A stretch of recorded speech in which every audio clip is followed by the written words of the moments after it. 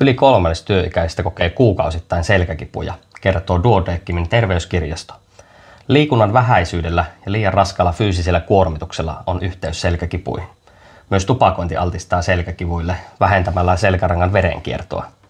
Selkäranka on todellisuudessa erittäin vahva rakenne, joka sopeutuu kuormitukseen, jota sille annetaan.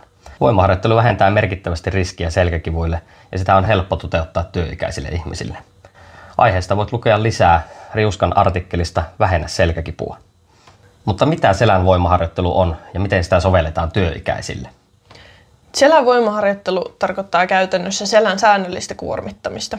Ja selkää on tärkeää kuormittaa eri liikesuuntia, eli ojentaa, koukistaa ja myös kiertää ja taivuttaa sivuille.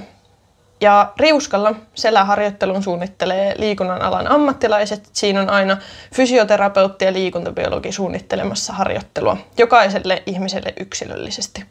Eli säännöllinen ja nousujohteinen arkiliikunta riittää.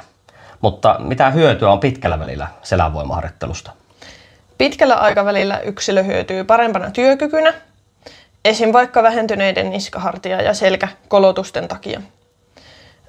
Selän voimaharjoittelu edistää selän voimaa, liikkuvuutta, verenkiertoa ja edistää sitä kautta koko kropan hyvinvointia ja vähentää sairauspoissaoloja. Ja myös työnantajat hyötyy tästä. Liikkumattomuuden kulut on merkittäviä työnantajille. Ruotsalaisen tutkimuksen mukaan ne voi olla jopa 9 000 euroa vuodessa. Eli selän voimaharjoittelusta hyötyy pitkällä aikavälillä niin yksilöt kuin työnantajat. Mutta akuutin selkäkivun yllättäessä liikunta ei olekaan se kaikkein tärkein ratkaisu. Ensi viikon jaksossa keskustelemme siitä, miten kipua tulisi hoitaa.